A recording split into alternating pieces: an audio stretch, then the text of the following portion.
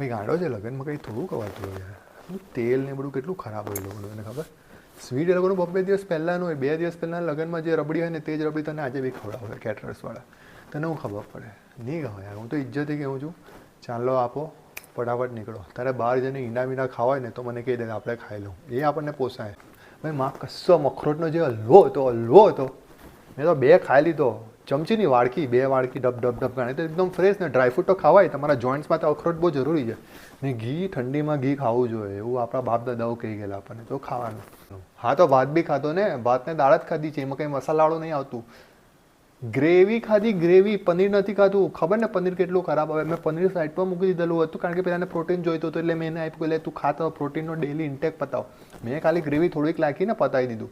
મેં કેવું ભાઈ આઈસ્ક્રીમની 3 ચમચી ખાધી, તે બી પહેલાંથી આખું નહીં ગવાતું હતું ને એટલે મેં કીધું અડધું ખાઈ લો, એટલે 3 ચમચી ખાધી.